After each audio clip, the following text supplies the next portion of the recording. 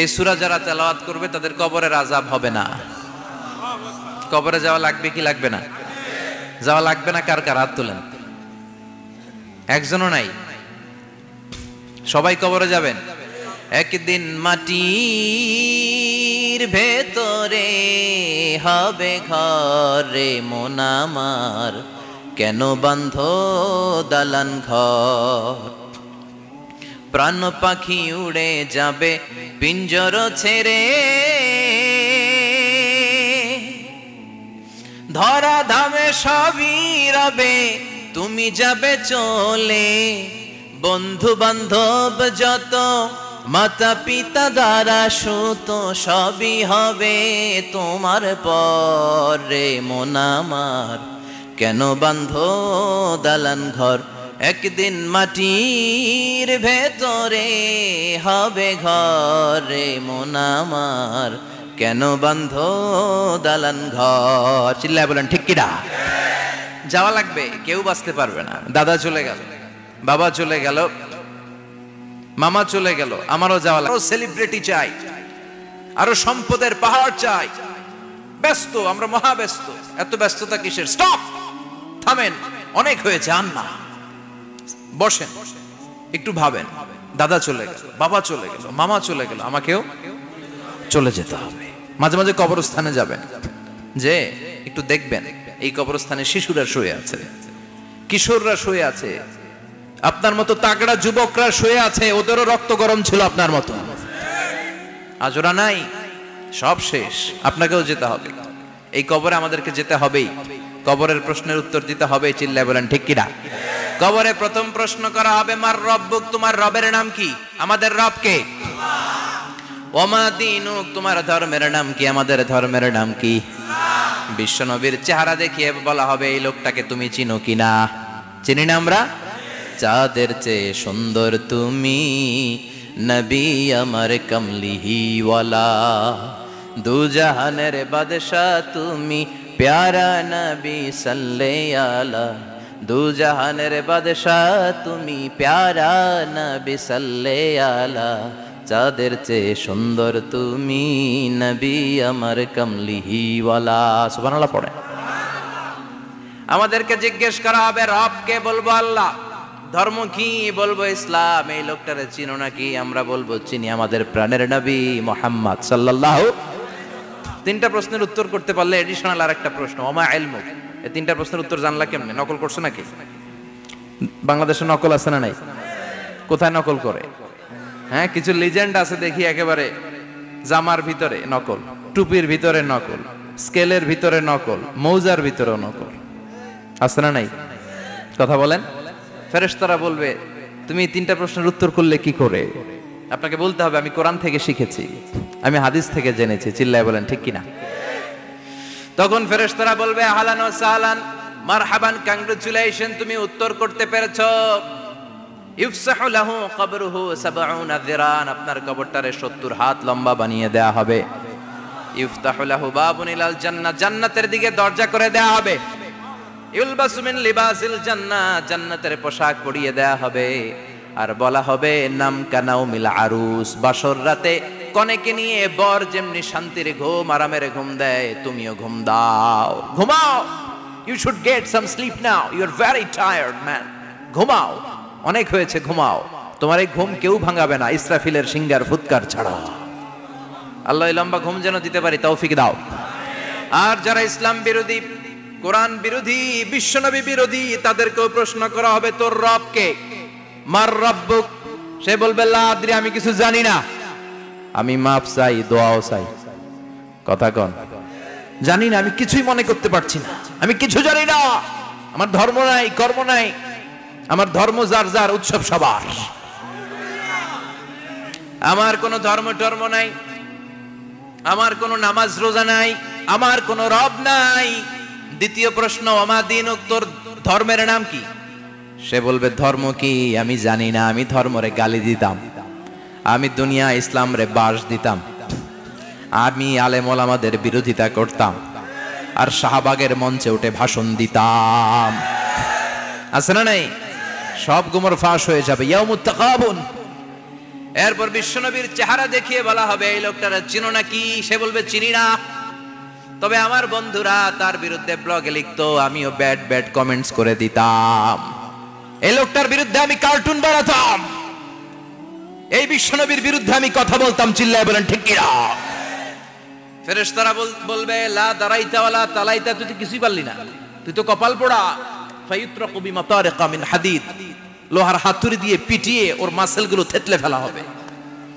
ওয়ায়ুকালু লিল আরদি ইলতাইমি, কবরের দুই পাশের মাটিরে বলা হবে চাপ দে, এমন চাপ দিবে ফাতাখতালিফা আদলাউহু, ডান পাশের পাজরের হাড্ডি বাম দিকে ঢুকে যাবে, বাম পাশের পাজরের হাড্ডি ডান পাশে ঢুকে যাবে। কিয়ামত পর্যন্ত এই মারামারি চলবে। আল্লাহ এরকম ভয়ঙ্কর পরিস্থিতি থেকে আমাদেরকে বাঁচাও। ওই কবরের আযাব থেকে বাঁচার দরকার আছে না নাই? বিশ্বনবী বললেন যে ব্যক্তি রাত্রিবেলায় সূরাতুল মুলক তেলাওয়াত করবে তার কবরের আযাব হবে না। ইন্না হাযিহি সূরাতুন আযীমা মানিআতুন মিন আযাবিল কবর, এই সূরাটা এমন সূরা, সাধারণ কোন সূরা না। এই সূরাতুল মুলক যে রাত্রিবেলায় তেলাওয়াত করবে তার কবরের আযাব থেকে তারে বাঁচিয়ে দিবে কে? নাম্বার 1 ফজিলাত, স্ট্যাটাস, মনে থাকবে তো? 2 নাম্বার স্ট্যাটাস শাফাআত লি সাহিবিহা, এই সূরাটা এই সূরার তেলাওয়াতকারীর জন্য কিয়ামতের দিন সুপারিশ করবে। কোরআন সুপারিশ করবে, চারটেখানি কথা না। কোরআন যদি আপনার বিরুদ্ধে দাঁড়ায় আপনার জান্নাত ক্যান্সেল, আর কোরআন যদি আপনার ব্যাপারে আল্লাহর কাছে রেকমেন্ডেশন করে জান্নাত আপনার জন্য ওয়াজিব করে দিবে কে? এজন্য বিশ্বনবী বললেন শাফাআত লি সাহিবিহা, কিয়ামতের দিন তেলাওয়াতকারীর জন্য আল্লাহর কাছে সুপারিশ করবে। 2টা গেল। 3 নাম্বার বিশ্বনবী বললেন খাসামাত আন সাহিবিহা, এই সূরাটা কিয়ামতের দিন এই সূরার তেলাওয়াতকারীর পক্ষ নিয়ে আল্লাহর সাথে ঝগড়া করা শুরু করে দিবে, আল্লাহর সাথে ডিবেট করবে, ঝগড়া করবে, যতক্ষণ না হাত্তা আদখালাহুল্লাহুল জান্নাহ। হাদিসের টেক্সট হচ্ছে যে যতক্ষণ না আল্লাহ তাআলা তাকে জান্নাতে না ঢুকায় ততক্ষণ ওই সূরার তেলাওয়াতকারীর পক্ষ নিয়ে আল্লাহর সাথে বিতর্ক, ঝগড়া, তর্ক চলতেই থাকবে। সুবহানাল্লাহ, আরো আস্তে বলেন। আবার বিশ্বনবী বললেন মান ক্বারা বিহা ফি লাইলাতিন ফাকাদ আকসারা ওয়া আতওয়াবা, রাত্রিবেলা এই সূরাটা যে তেলাওয়াত করবে পুরো রাত্রিটারে বরকতময় করে দিবে কে? এজন্য বিশ্বনবী আবদার করে, আবেদন করে আমাদের কাছে বলে গিয়েছেন, আমি চাই আমার প্রতিটা উম্মতের হৃদয়ে এই সূরাটা গাঁথা থাক, আমি চাই আমার প্রতিটা উম্মতের সিনার ভিতরে এই সূরার 30টা আয়াত গ্রথিত করা থাক। সুবহানাল্লাহ পড়েন। মাত্র 30টা আয়াত মুখস্থ করতে রাজি আছেন? 1 মাসে কয় দিন? প্রতিদিন একটা করে আয়াত মুখস্থ করলে এই সূরা মুখস্থ করতে লাগবে কয় দিন? হ্যাঁ, হোমওয়ার্ক, এটা আপনাদের বাড়ির কাজ। যেহেতু ক্লাসে হোমওয়ার্ক দেওয়া যায় না, আরবিতে বলে আল ওয়াজিব আল মানজিলি। আমি গতানুগতিক তাফসির করি না, আমি সমাজের খুঁতগুলো ধরে ধরে ডিসকাশনের মতো আমি করি, বিভিন্ন জেলায় যে ওখানকার ইয়াংদের সাথেও বসি, কথা বলি, এটাই আমার তাফসির, এটাই কোরআনের এক্সপ্লেনেশন এন্ড ইন্টারপ্রিটেশন, এতেই মানুষ উপকৃত হয় বেশি। চিল্লা এখন ঠিক কিনা? তো এটা আপনাদের বাড়ির কাজ, মাইথার দিয়া বাসীদের বাড়ির কাজ। হায়াতে আল্লাহ বাঁচায় রাখলে আবার কখনো দেখা হলে জিজ্ঞেস করবো যে মুলক মুখস্থ হয়েছে কিনা। কে কে মুখস্থ করবেন না হাত তোলেন। সবাই করবেন। এবার কে কে মুখস্থ করবেন হাত তুলে আমার না আল্লাহর দেখান। আল্লাহ তুমি কবুল করো। আরো জোরে পড়েন আমিন। হাত নামান। এই সূরাটা it's an eye opener for you, এটা আপনার চোখ খুলে দিবে। এই সূরাটা আপনার চোখকে খুলে দিবে, আপনার ঘুমন্ত বিবেককে জাগিয়ে তুলবে। স্রষ্টার ব্যাপারে আপনার যদি কোনো সাসপিশন থাকে, সন্দেহ থাকে, এই সন্দেহের পাহাড়কে ভেঙে এই সূরা চুরমার করে দিবে। চিল্লায় বলেন সুবহানাল্লাহ। আল্লাহ ডেকে বলে গোলাম, কিছু কিছু নাস্তিক আছে আমারে খুঁজে পায় না, এরকম কপাল পোড়া নাদান নাস্তিক বাংলার জমিনেও আছে না নেই? এরা বলে আনসিন ইজ নাথিং, যেটা দেখা যায় না ওইটা মানি না, বলে না। Do you see the air in the atmosphere? বাতাসে, বায়ুমণ্ডলে যে বাতাস ঘুরে বেড়ায় এটাকে তুমি দেখো, তো মানো কেন? Why do you believe on that? Why do you believe on air? বাতাস বিশ্বাস করস কেন? কপাল পোড়া নাস্তিকরা বাতাস মানে না, কথা কন। Do you see the bad headache someone feel in his head and he is shouting? মাথার ব্যথায়, মাইগ্রেনের পেইনে যখন কেউ চিৎকার করে তার মাথার ব্যথা দেখা যায়? আমার এখন প্রচন্ড মাথা ব্যথা যদি হয়, আপনারা দেখতে পাচ্ছেন তো, নাস্তিকরা কি মাইগ্রেনের পেইন বিশ্বাস করে না? মাথা ব্যথা বিশ্বাস করে কি করে না? বাতাস বিশ্বাস করে কি করে না? কয় আনসিন ইজ নাথিং, যেটা দেখি না ওটা বিশ্বাস করি না, কপাল পোড়া। আল্লাহ ডেকে বলে, গোলাম আমার সৃষ্টির দিকে তাকা, আকাশের দিকে তাকা, বাতাসের দিকে তাকা, সাগরের দিকে তাকা। সাগরের মধ্যে আমি আল্লাহ আছি না নাই? বিশাল বড় বড় পাহাড়ের দিকে তাকা, ঝর্ণার দিকে তাকা, ঝর্ণার মধ্যে আমি আছি না নাই? ঝর্ণা ঝর্ণা ঝর্ণা রে, বলনা বলনা বলনা রে, কার বিরহে পাগল পাড়া তুই, কার মিলনে ফুল ফসলে ভরা রে তোর দুকুল বই, কার মিলনে ফুল ফসলে ভরা রে তোর দুকুল বই। ঝর্ণা ঝর্ণা ঝর্ণা রে, বলনা বলনা বলনা রে, কার বিরহে পাগল পাড়া তুই। সুবহানাল্লাহ পড়ে। ঝর্ণার দিকে তাকাও, সাগরের দিকে নজর করে দেখো, বিশাল পাহাড়ের দিকে নজর করে তাকাও, ওই পাহাড়ের মধ্যে আল্লাহরে খুঁজে বাবা, চিল্লায় বলেন ঠিক কিনা? সেদিন ইমাম আবু হানিফার হাতে হাত রেখে শাহাদা বাক্য পাঠ করেছে, সুবহানাল্লাহ পড়েন। ঝিনুকের ভেতর লুকিয়ে থাকে যেমন মতি, ঝিনুকের ভেতর লুকিয়ে থাকে যেমন মতি, কালমা শাহাদাতে আছে আল্লাহর জ্যোতি, কালমা শাহাদাতে আছে আল্লাহর জ্যোতি। সুবহানাল্লাহ পড়েন। এই জ্যোতি যার হৃদয়ে একবার টাচ করে তার জন্য জান্নাতকে খুলে দেয় কে? এজন্য এই সূরা পড়লে নাস্তিকরা নাস্তিক থাকবে না। নাস্তিকদের জন্য এখানে আল্লাহ মেডিসিন দিয়েছেন, কিছু ডোজ দিয়েছেন। আলহামদুলিল্লাহ পড়েন। এই সূরা থেকে আমরা কিছু সময় কথা শুনবো, শুনতে রাজি আছেন তো? সূরার নাম চিল্লায় বলেন কি নাম? মুলক। মুলক মানে কি? মুলক মানে রাজত্ব, মুলক মানে ক্ষমতা, মুলক মানে পাওয়ার, মুলক মানে কিংডম, মুলক মানে সভরেইনটি। সুবহানাল্লাহ পড়েন। রব্বুল আলামিন বলেন, তাবারাকাল্লাযী বিয়াদিহিল মুলকু ওয়া হুয়া আলা কুল্লি শাইইন কাদির। সুমহান সেই সত্তা যার হাতে ক্ষমতা, আর তিনি সব বিষয়ে ক্ষমতাশীল। সুবহানাল্লাহ। তাবারাকাল্লাযী বিয়াদিহিল মুলক, মহামহিম সে সত্তা, সুমহান সে সত্তা, বিয়াদিহিল মুলকু, যার হাতে ক্ষমতা। ক্ষমতা কার হাতে? চিৎকার করে বলতে হবে, কার হাতে? নাকি আমাদের হাতে? না সরকারের হাতে, পুলিশের হাতে, র্যাবের হাতে, মাশরাফির হাতে, হিরো আলমের হাতে? ক্ষমতা কার হাতে? ক্ষমতা শুধুমাত্র একজনের হাতে। চিল্লায় বলেন তিনি কে? আল্লাহর হাতে ক্ষমতা, আর তিনি হচ্ছেন সকল ক্ষমতার উৎস, centre of the all powers. সব ক্ষমতার উৎস কে? নাকি জনগণ? আমরা কিন্তু এটাই শিখি, এদেশে আমাদেরকে রাষ্ট্রীয়ভাবে শিখানো হয়, এটা রাষ্ট্রীয় কুফরি।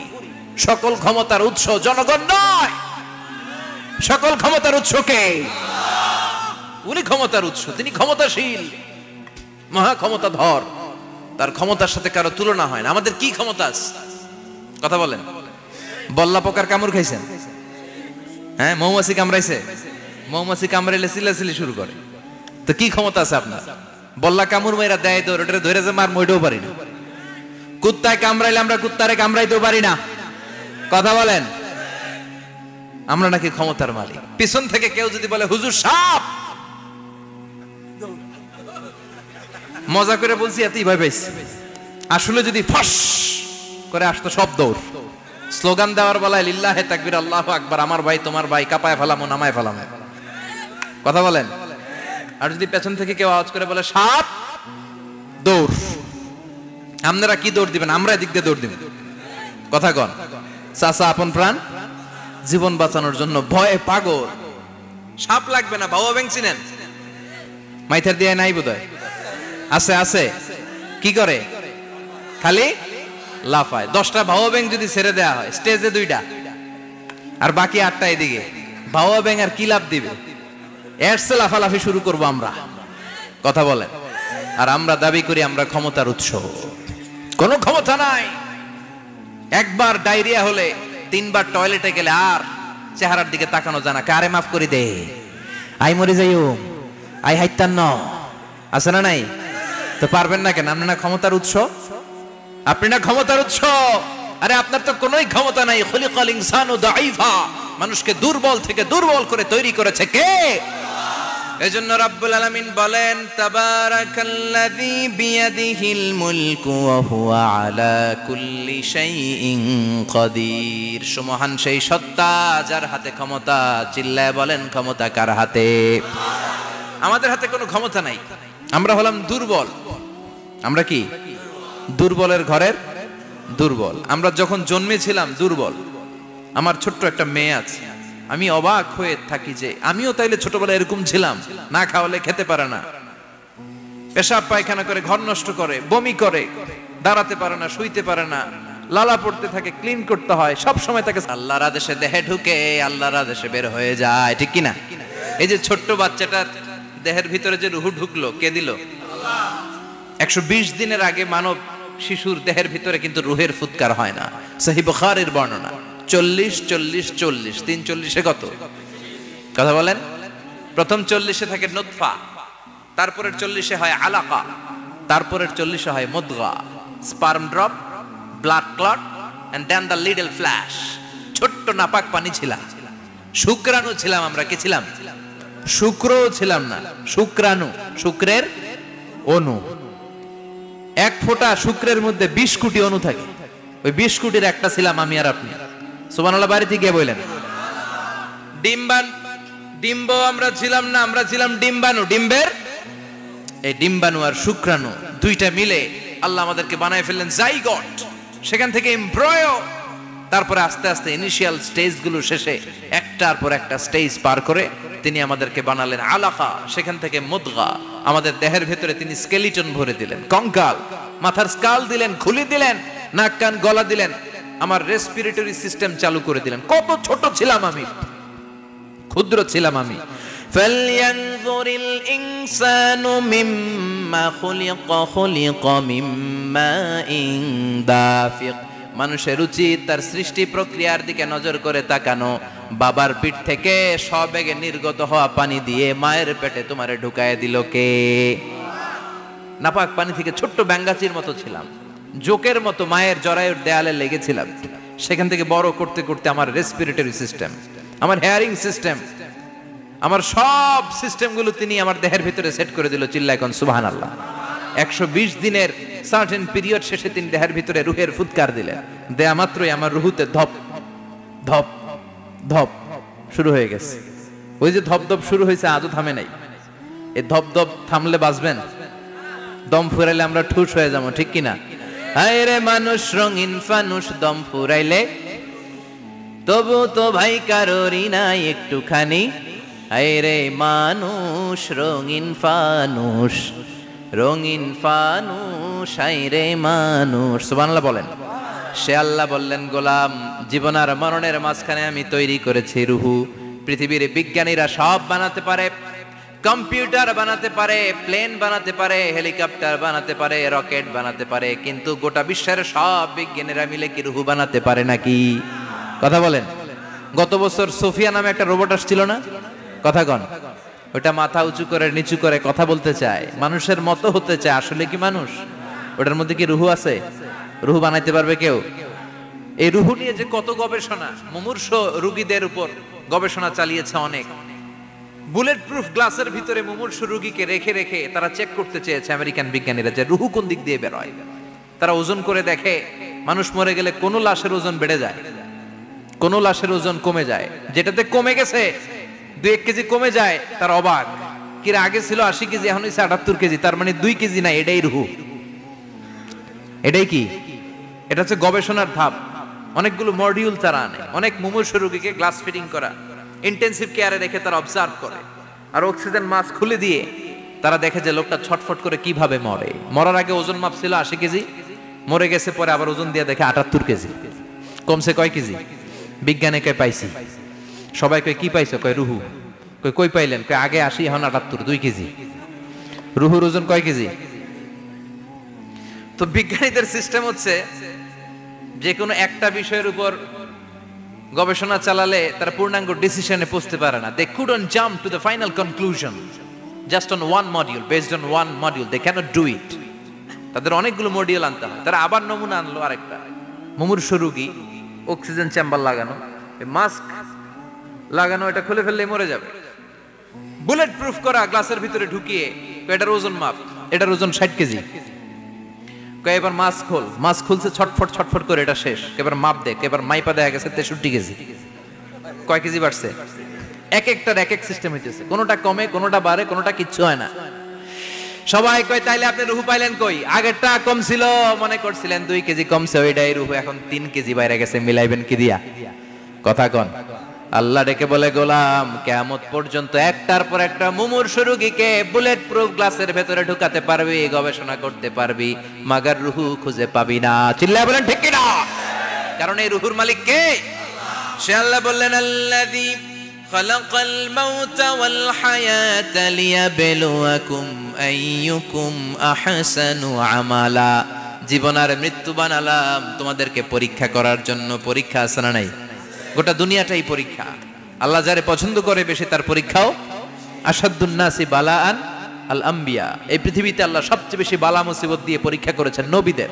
কারণ নবীরা আল্লাহর কাছে কম প্রিয় না বেশি প্রিয়? যেহেতু প্রিয় বেশি, পরীক্ষাও। এজন্য মুমিনের উপর যদি পরীক্ষা আসে, মুমিনের উপর যদি অত্যাচার আসে, মুমিনের উপর যদি ধৈর্যের পরীক্ষা আসে, জেল জরিমানা আসে, মুমিন ওইটারে ভয় পায় না। মুমিন ভয় পায় একজনকে। চিল্লায় বলেন তিনি কে? কারণ আল্লাহর ঘোষণা, ওয়ালা তাহিনু ওয়ালা তাহজানু। ঘোষণাটা কার? ভয় নাই, তোদের চিন্তা নাই। আনতুমুল আ'লাউনা ইন কুনতুম মুমিনিন। তোমরাই বিজয়ী হবা যদি মুমিন হও, যদি মুমিন হও।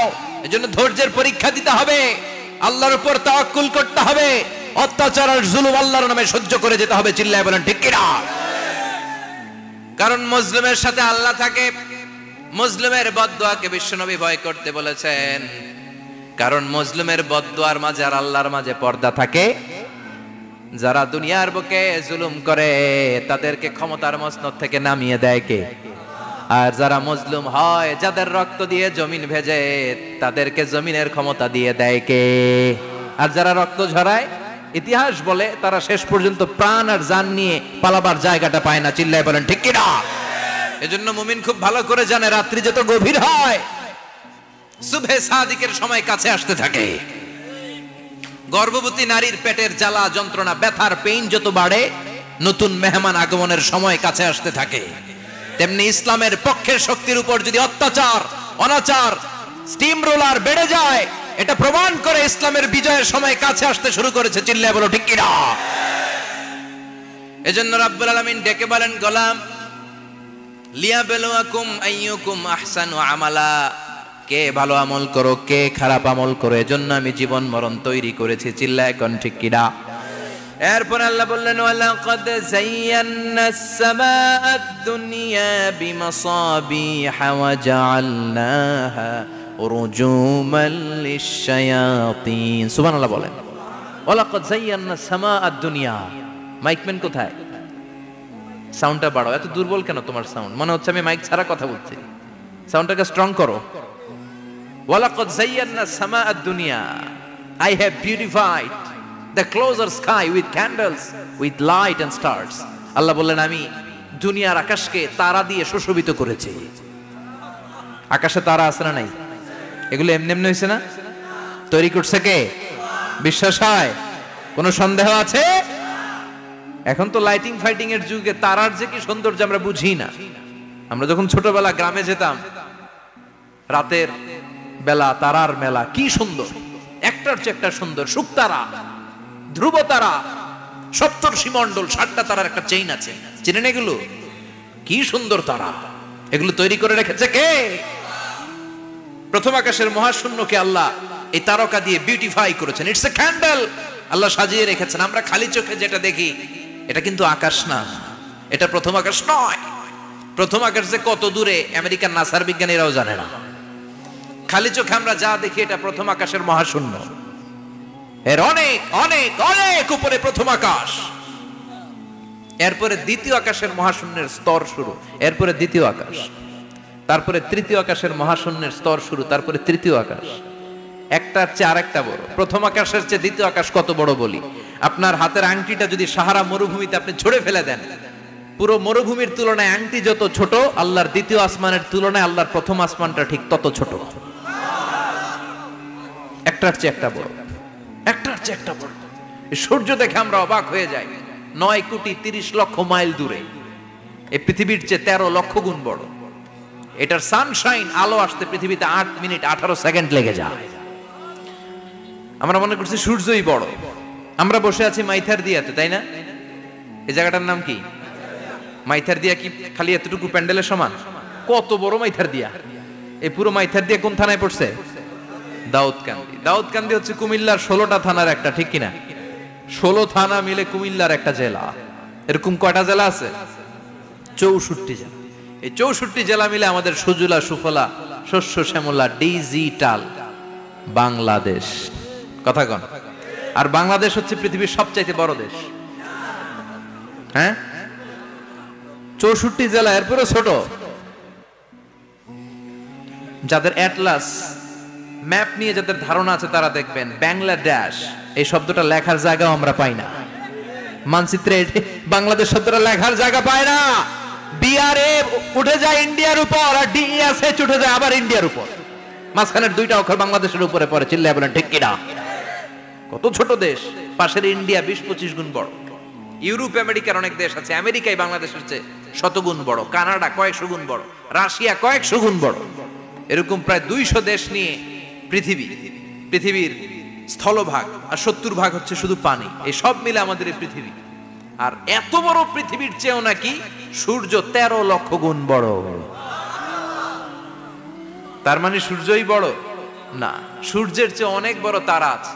সূর্যের পরে পৃথিবীর সবচেয়ে কাছের যে তারা বা স্টার, ওটার নাম হচ্ছে প্রক্সিমা সেন্ট্রাই। নাম কি?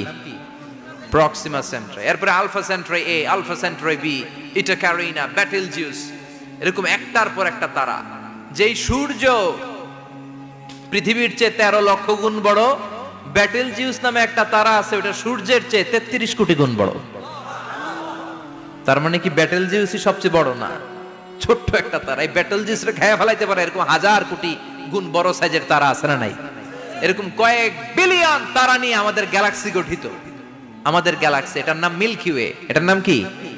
আমাদের গ্যালাক্সি। এই গ্যালাক্সিতে আমাদের অবস্থান। এরকম কত হাজার কোটি গ্যালাক্সি আছে আমেরিকার নাসার বিজ্ঞানীরাও জানে না। আমাদের গ্যালাক্সির সবচেয়ে কাছের যে গ্যালাক্সি, ওই গ্যালাক্সিটার নাম হচ্ছে অ্যান্ড্রোমেডা। কি নাম? অ্যান্ড্রোমেডা। আমাদের গ্যালাক্সি থেকে কেউ যদি কাছের গ্যালাক্সি অ্যান্ড্রোমেডাতে যেতে চায়, তার 2.5 মিলিয়ন লাইট ইয়ার্স সময় লেগে যাবে। কথাটা কঠিন হয়ে গেছে, আমি ভেঙে বলি, তারপরে সুবহানাল্লাহ কই। আমাদের গ্যালাক্সির নাম মিল্কি ওয়ে। মিল্কি ওয়ে থেকে যদি কেউ অ্যান্ড্রোমেডাতে যেতে যায়, কত সময় লাগবে? 2.5 million light year. Light year মানে আলোকবর্ষ। আলোর গতিতে যদি ছোটা যায়, 2.5 মিলিয়ন মানে হচ্ছে প্রায় 25 লক্ষ। তাহলে পৃথিবীতে সবচেয়ে দ্রুতগামী যে বিষয়টা আবিষ্কৃত হয়েছে সেটা হচ্ছে আলো। এই যে লাইট মারলে যে ছোটে, এই লাইট প্রতি সেকেন্ডে 1,86,000 মাইল বেগে ছুটতে পারে। 1 মিনিটে না, 1 ঘন্টা না, 1 মিনিটে না, 1 সেকেন্ডে আলো চলে যায় কয় mile? 1,86,000। Could you imagine that? আপনি কল্পনা করতে পারেন? তাই তো মাথা নাড়াইতেছেন। এটা কি কল্পনা করা যাবে? আমার তো তার ছিঁড়ে যাচ্ছে। 1 সেকেন্ডে নাকি আলো ছুটে 1,86,000 মাইল বেগে। 1 সেকেন্ড শব্দ কইতে তো 2 সেকেন্ড লাগে। কথা কোন? এর মধ্যে আলো চলে গেছে 1,86,000 মাইল। তো কোন রকেট যদি আপনি পান, যে রকেট দিয়ে সেকেন্ডে 1,86,000 মাইল বেগে রকেটটা ছুটবে প্রতি সেকেন্ডে, খেয়াল করেন, ঘন্টায় না, মিনিটে না, কিসে? সেকেন্ডে। যে রকেটটা সেকেন্ডে 1,86,000 মাইল বেগে ছুটবে, ওই রকেটটা দিয়ে আমাদের গ্যালাক্সি থেকে আমাদের পাশের গ্যালাক্সি অ্যান্ড্রোমেডাতে পৌঁছতে আপনার 25 লক্ষ বছর লেগে যাবে। সুবহানাল্লাহ বাড়িতে গিয়ে বললেন। এরকম বিশাল বিশাল তারা দিয়ে আমাদের আকাশটারে বিউটিফাই করেছে কে? এজন্য আল্লাহ বললেন, ওয়ালাকাদ যায়্যানাস সামাআদ দুনিয়া বিমাসাবিহা ওয়া জাআলনাহা রুজুমান লিশ-শায়াতিন। আমি এই দুনিয়ার আকাশটারে সুন্দর সুন্দর তারকারাজি লাইটের মতো সেটিং করে সুশোভিত করেছি। আবার এই তারকা দিয়ে আমি শয়তানদেরকে প্রহারও করেছি। সুবহানাল্লাহ। শয়তানদেরকে আল্লাহ তারা মেরে আঘাত করে। সুবহানাল্লাহ বলেন।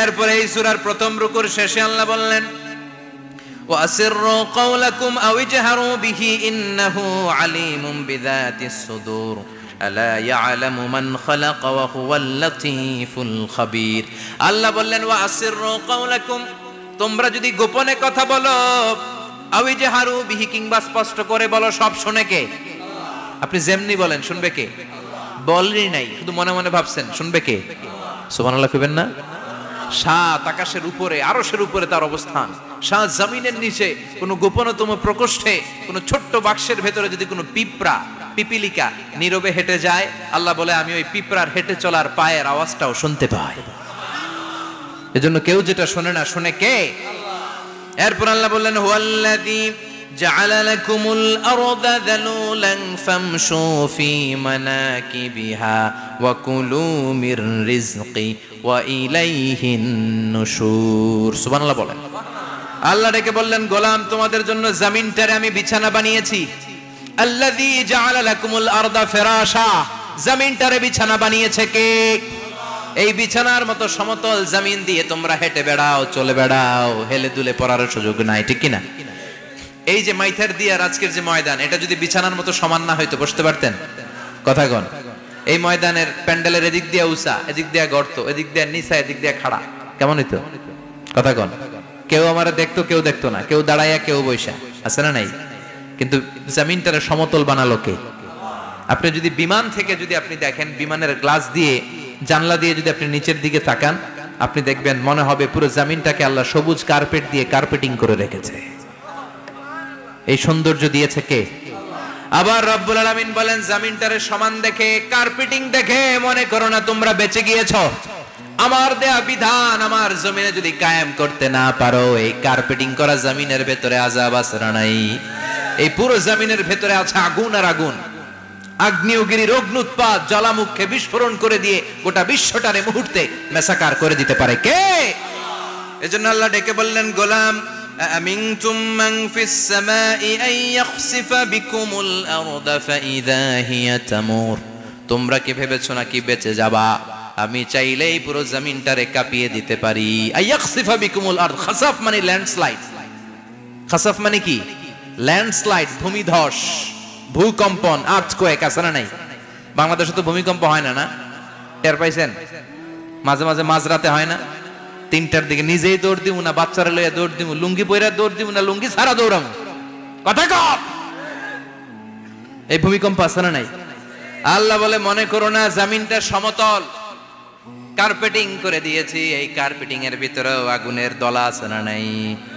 আবার আল্লাহ বললেন আমিনতুম মান ফিস সামাই আইয়ুরসিলা আলাইকুম হাসিবা নিচে যেমনি কার্পেটিং করা জমিনের ভেতরে অগ্নুৎপাত রেখে দিয়েছি মাথার উপর থেকে আযাব দেওয়ার সুযোগ আছে না নাই চাইলে আল্লাহ অগ্নি বৃষ্টি দিতে পারে আগুন বৃষ্টি দিতে পারে ঠান্ডার বজ্রপাত দিতে পারে আপনারা লূত আলাইহিস সালামের কওমের নাম শুনেছেন তারা হোমোসেক্সুয়ালিটি সমকামিতা করত ফলে আল্লাহ তাআলা বিশাল এক চিৎকার মেরে সাইয়েদনা জিবরাইলের মাধ্যমে পুরো জমিনটারে শেষ করে দিলেন ফাজআলনা আলিয়াহা সাফিলাহা ওয়া আমতারনা আলাইহিম হিজারাতাম মিন সিজিল তাদের অপকর্মের কারণে জর্ডানের ওই এলাকাটাকে আল্লাহ বললেন জিবরাইল এলাকাটারে হাতে তুলে নে আকাশের উপরে তুলে পুরো এলাকা সহ মানুষ সহ জমিনের মধ্যে গেড়ে দে জমিনের নিচের মাটি উপরে নিয়ে গেল কে উপরের মাটি নিচে নিয়ে গেল কে পুরো জায়গাটা এখন ডেড সি হয়ে গেছে কি সি ডেড সি নাম শুনেন নাই বোধহয়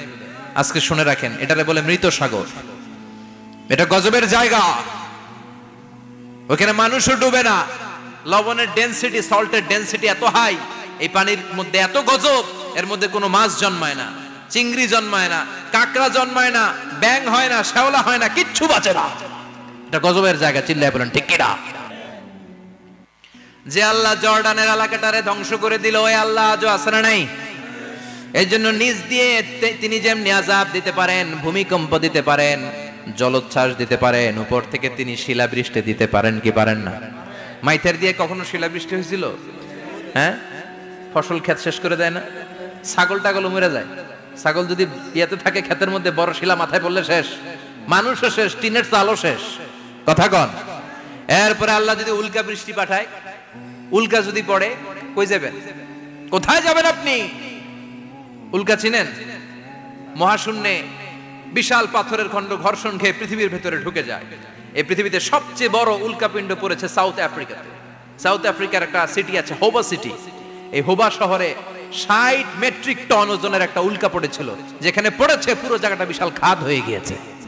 এরকম একটা উল্কা যদি এখানে পড়ে আজকে, বাঁচার উপায় আছে? যে বিল্ডিং এ আমরা থাকি, রাত্রে বেলায় ঘুমাই আর ধুম্মা চলে ধুম দেখি রাতে, ওই বিল্ডিং এ যদি একটা পড়ে, কথা কন, ডান্স ক্লাব গুলার উপর যদি পড়ে, পতিতালয় যেগুলা আছে ওগুলা যদি পড়ে, যেই হোটেল গুলার মধ্যে আকাম কুকাম হয় ওইটার উপর যদি পড়ে, নাকি আল্লাহর এখন দেওয়ার ক্ষমতা নাই? কথা কন। তার মানে বেঁচে গেছো, পার পেয়ে গেছো মনে করো না, নিজ দিয়েও আযাব আছে, উপর দিয়েও আযাব আছে। চিল্লায় বলেন ঠিক কিনা? এজন্য ভয় পেতে হবে একজন সত্তাকে, তিনি কে? সব ক্ষমতার মালিককে। এরপর আল্লাহ বললেন আওয়ালাম ইয়ারাউ ইলা আত-তায়রি ফাওকাহুম সাফাতিন ওয়া ইয়াকবিদনা মা ইউমসিকুহুন্না ইল্লার রাহমান ইন্নাহু বিকুল্লি শাইইন বাসীর। সুবহানাল্লাহ বলেন। আল্লাহ বলেন তোরা নাস্তিক হস কেমন করে? মানুষ নাস্তিক হয় কেমন করে? মানুষ কি মুক্ত বিহঙ্গের দিকে নজর করে তাকায় না? আকাশে মুক্ত বিহঙ্গ নাই? বিহঙ্গ বুঝছেন তো? পাখি। পাখির কথা কোরআনে বলল কে? সুবহানাল্লাহ কইবেন না? ওয়া আরসালা আলাইহিম তায়রান আবাবিল।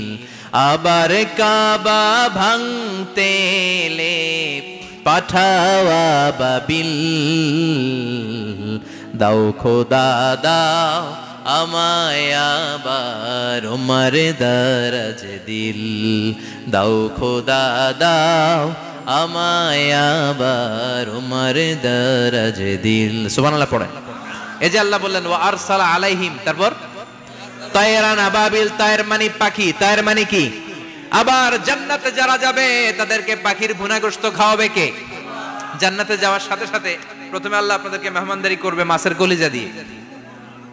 খাইবেন? মাছের কলিজার কথা শুনে জিহ্বায় পানি আসছে নাকি? আউয়ালু তুআমিন ইয়াকুলুহু আহলুল জান্নাতি ফাজিয়াদাতু কাবিদিল হুত। প্রথমে মাছের কলিজা, এরপরে পাখির ভুনা গোশত। তার মানে পাখির কথা কোরআনে আছে না নাই? আবার সাইয়েদনা সুলাইমান আলাইহিস সালামের একটা পাখি ছিল, এটার নাম কি ছিল? হুদহুদ পাখি। মাথার উপর দিয়ে চলতো, আর ওইটার চোখে জুমিং পাওয়ার আল্লাহ এত বেশি দিয়েছিল, এটা জমিনে নজর করলে বুঝতে পারতো কয় হাজার ফিট নিচে পানি আছে, পানিটা মিষ্টি না লবণাক্ত না কেমন, দেখে দেখে মুহূর্তের মধ্যে সাইয়েদনা সুলাইমানের কাছে সব তথ্য সরবরাহ করে দিত। কোন সুবহানাল্লাহ। এজন্য আল্লাহ বললেন নাস্তিকগুলো কি পাখির দিকে তাকায় না? এই পাখির দিকে তাকালে পাখির রব আল্লাহরে খুঁজে পাওয়া যায়। পাখির দিকে তাকালে, মুক্ত বিহঙ্গের দিকে তাকালে কেমন করে পাখিগুলো উড়ে যায়। এই পাখিগুলো আকাশে ধরে রাখে কে? মা ইউমসিকুহুন্না ইল্লার রহমান। ওই রহমান ছাড়া কেউ পাখিগুলোরে শূন্যে ধরে রাখতে পারে না। কত শত আয়াতে যে আল্লাহ পাখির কথা বলেছেন হিসাব নাই। কত ধরনের পাখি যে আল্লাহ বানিয়েছেন কোনো হিসাব নাই। আপনারা ঘরে জিওগ্রাফিক্যাল চ্যানেলগুলো দেখেন? হ্যাঁ না জি বাংলা দেখেন? স্টার জলসা, কিরণমালা, কি দেখেন? জিওগ্রাফিক্যাল চ্যানেল দেখবেন। ওখানে দেখবেন একটা পাখি আল্লাহ তৈরি করেছে, পৃথিবীর সবচেয়ে ছোট পাখি, নাম হলো হামিং বার্ড। কি নাম? The smallest bird ever in the world. সবচেয়ে ছোট। এটা প্রাপ্তবয়স্কে 3 থেকে 5 ইঞ্চি লম্বা হয়। এটার পূর্ণ যৌবন এটা লম্বা কতদূর? 3 থেকে 5 ইঞ্চি। এটা প্রতি সেকেন্ডে ডানা ঝাপটাতে পারে 80 বার। কয়বার? আমাদের ডানা আছে না 2টা? আপনি আপনার ডানা 1 সেকেন্ডে কয়বার ঝাপটাতে পারবেন? হ্যাঁ, আমি ঝাপটাইলাম, কয়টা হয়েছে 1 সেকেন্ডে? হ্যাঁ, 3টা 4টা ঝাপটা দিতেই আমার সেকেন্ড শেষ। কিন্তু এই পাখিটা প্রতি সেকেন্ডে তার 2 পাখা ঝাপটায় কয়বার? পৃথিবীর সব পাখি সামনে ওড়ে, তো এই পাখি সামনে যেমনি ওড়ে, এট দ্য সেম টাইম এই পাখি পিছনের দিকে উঠতে পারে। সুবহানাল্লাহ। বাড়িতে যাই বললেন। ইউরোপের আল্পস পর্বতমালায় গুগল করবেন যে আজকে গুগলে লিখবেন যে আলপিন সুইফট একটা পাখি আছে। এই পাখিটা একবার যখন শূন্যে উড়াল দেয়, উড়ন্ত অবস্থায় এটা আকাশে 6 মাস থাকতে পারে।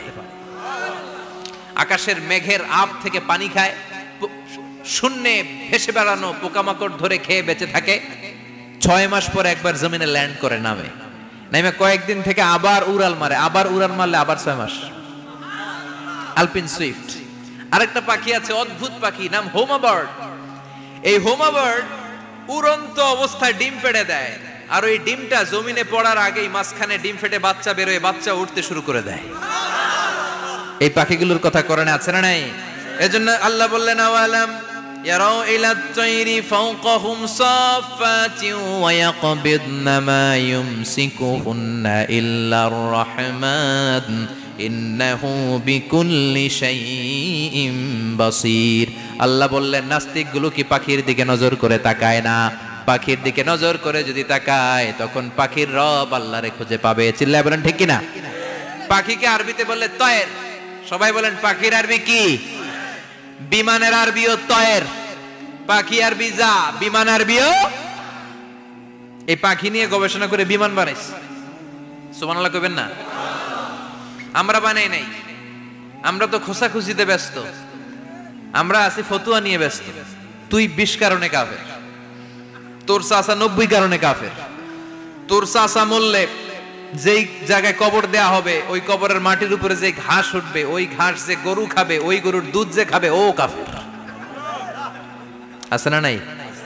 খালি কাফের ফতুয়া দেয় ব্যস্ত। আমরা ফতুয়া নিয়ে রইলাম আর ওরা সব আবিষ্কার করে ফেললো।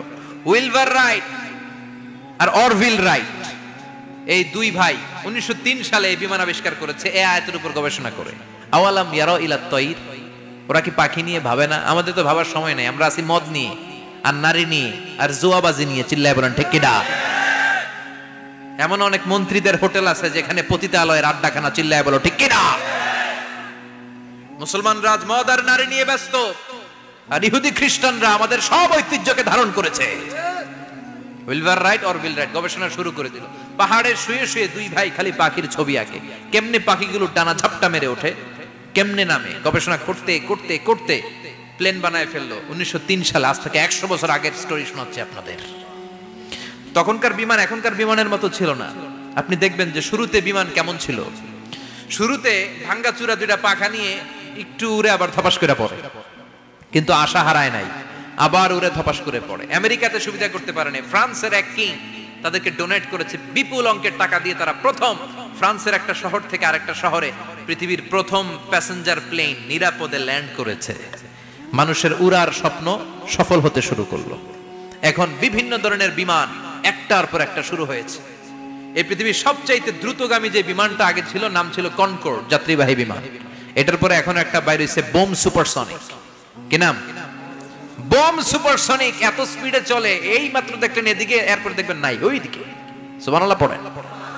কি বিশাল বিশাল ডবল ডেকার গুলো নিয়ে শূন্যে উড়াল দেয়। A3 এয়ার বোয়িং A380 বর্তমান পৃথিবীতে সবচেয়ে বড় প্যাসেঞ্জার বিমান। কার্গো বিমান তো এগুলোর 7-8 ডবল বড় হয়। I am talking about the passenger plane A380। 525 জন যাত্রী নিয়ে এটা শূন্যে উড়াল দেয়। 525 জন যাত্রী, কেবিন ক্রু, পাইলট, বিমানের ওজন, খাবার দাবারের ওজন, ফুয়েলের ওজন, 525 জনের লাগেজ টাগেজের ওজন, এই সব নিয়ে শূন্যে উড়াল দেয়। সুবহানাল্লাহ কইবেন না? এই বিমান আবিষ্কারের আগ পর্যন্ত গোটা বিশ্বব্যাপী সব দেশে দেশে ছিল সেনাবাহিনী আর নৌবাহিনী। বিমান আবিষ্কার হওয়ার সাথে সাথেই শুরু হয়ে গেল বিমান বাহিনী, এয়ার ফোর্স, মিলিটারি। এখন বোম সুপারসনিক বানায়, এখন ড্রোন হামলা করে, এখন মিসাইল হামলা করে, এখন স্যাটেলাইট পাঠায়। আমরাও পাঠাইছি। কি নাম? Bangabandhu satellite. We launching the Bangabandhu satellite channel last year. আমরা বঙ্গবন্ধু স্যাটেলাইটও পাঠাইছি উপরে। সবকিছু পাখির উপর গবেষণা করে হয়েছে। চিৎকার করে বলেন ঠিক কি না? এজন্য আল্লাহ ডেকে বললেন, গোলাম ওরা কি পাখির দিকে তাকায় না? পাখির দিকে যদি নজর করে একটিবার তাকাতো, নাস্তিক আর নাস্তিক থাকতে পারতো না। এজন্য নাস্তিকদের জন্য সূরার ভেতরে ডোজ আছে, আই ওপেনার আছে। সর্বশেষ আল্লাহ একটা প্রশ্ন দিয়ে এই সূরাটা শেষ করলেন। প্রশ্নটা শুনবেন? শুনবেন সবাই?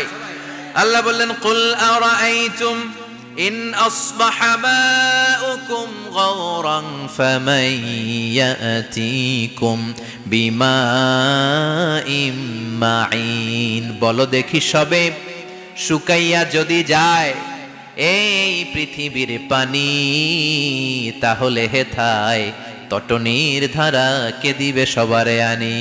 কে দিবে আনি? একদিন সকালবেলা ঘুম থেকে উঠছেন, টয়লেটে যাবেন, মুখ ধুবেন, স্কুলে যাবেন, অফিসে যাবেন, কাজে যাবেন, যায় দেখেন টিউবওয়েল চাপতেছেন, পানি নাই। ট্যাপ ছাড়লেন, পানি নাই। চোখের মধ্যে ময়লা, নাকে ময়লা। টয়লেটে যাবেন, পানি নাই।